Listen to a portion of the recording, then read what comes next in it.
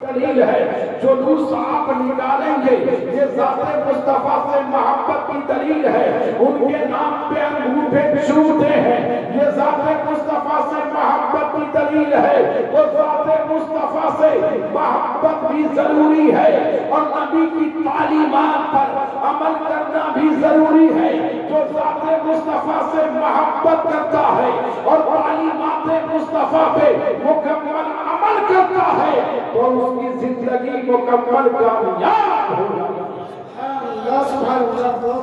اب نبی پاک کی تعلیمات کیا ہے وہ کون سا شعبہ ہے زندگی کا وہ کون سا زاویہ اور گوشہ ہے جس کے تعلق سے نبی کی تعلیمات موجود نہ ہو نبی کے ارشادات موجود نہ ہو میں آپ کے سامنے بہت ساری باتیں نہیں صرف حضرت ابو ہریرہ رضی اللہ تعالیٰ عنہ سے مروی ایک روایت آپ کی سماعتوں کے حوالے کرتا ہوں حضرت ابو ہریرہ رضی اللہ تعالیٰ عنہ راوی ہیں یہ حضرت ابو ہریرہ کون ہے یہ نبی کائنات علیہ السلام کے ایک عظیم صحابی ہیں اللہ رب العزت کے رسول کی نگاہ کرم ان پر پڑتی ہے تو حافظہ اتنا مضبوط ہو جاتا ہے کہ حدیث کے کتاب کی ہر صفحے پہ ابو ہریرہ نظر آتے ہیں حضرت ابو ہریرہ سے روایت ہے کہ آپ فرماتے ہیں اللہ کے رسول علیہ السلام ایک مرتبہ تشریف فرما تھے ہمارے پیارے نبی نے فرمایا من یأخذ عنی ہؤلاء الکلمات وہ کون ہے جو مجھ سے ان باتوں کو لے لے وہ کون ہے جو مجھ سے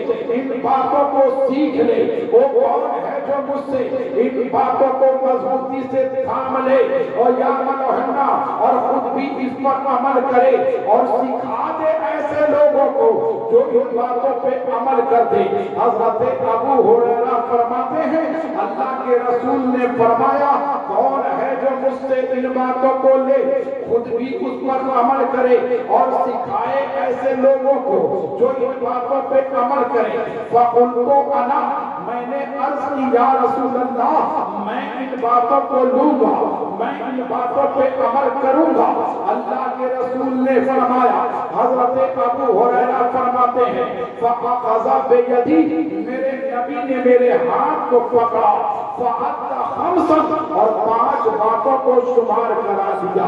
5 تعلیمات ہیں نبی کی آج انہی تعلیمات کو آپ کے سامنے بیان کی جا رہی ہے حضرت ابو ہریرہ فرماتے ہیں 5 باتوں کی تعلیم مجھے نبی نے دی نمبر 1 پہلی تعلیم کیا ہے پہلی بات کیا ہے اللہ کے رسول نے فرمایا اتق المحارم اے ابو ہریرہ اللہ نے جن چیزوں کو حرام کر دیا ہے ان چیزوں سے بچتے رہو تکن عابد الناس لوگوں میں سب سے بڑے عبادت گزار بن جاؤ گے اے ابو ہریرہ آج ہم سمجھتے ہیں جو زیادہ سجدہ کرتا ہے وہ زیادہ عبادت گزار ہے جو زیادہ رکوع کرتا ہے وہ زیادہ عبادت گزار ہے جو زیادہ نمازیں پڑھتا ہے وہ زیادہ عبادت گزار ہے جو زیادہ قرآن کی تلاوت کرتا ہے وہ زیادہ عبادت گزار ہے جو زیادہ تسبیح پڑھتا ہے وہ زیادہ عبادت گزار ہے یقیناً زیادہ نمازیں پڑھنے والا عبادت گزار ہے قرآن کی تلاوت کرنے والا عبادت گزار ہے روزہ رکھنے والا عبادت گزار ہے زکات دینے والا عبادت گزار ہے مگر سب سے بڑا بھی صرف نماز پڑھ لینے کا نام نہیں ہے صرف روزہ رکھ لینے کا نام نہیں ہے صرف قرآن پڑھ لینے کا نام نہیں ہے اتق المحارم اللہ کے حرام کردہ چیزوں سے بچو اللہ نے جھوٹ کو حرام کیا جھوٹ سے بچنا ہے اللہ نے غیبت کو حرام کیا غیبت سے بچنا ہے اللہ نے حسد کو حرام کیا حسد سے بچنا ہے اللہ نے بندوں کو حکم دیا شراب نہ پیو اس سے بچنا ہے ایک انسان نمازیں تو پڑھ لیتا ہے مگر جھوٹ سے نہیں بچتا ایک انسان قرآن تو پڑھ لیتا ہے مگر غیبت سے نہیں بچتا ایک انسان درود تو پڑھ لیتا ہے مگر چغلی سے نہیں بچتا ایک انسان سجدہ تو کر لیتا ہے مگر دل میں کینہ اور حسد سے دل کو پاک نہیں کر پاتا۔ نبی کی تعلیم یہ ہے اگر اللہ کا سچا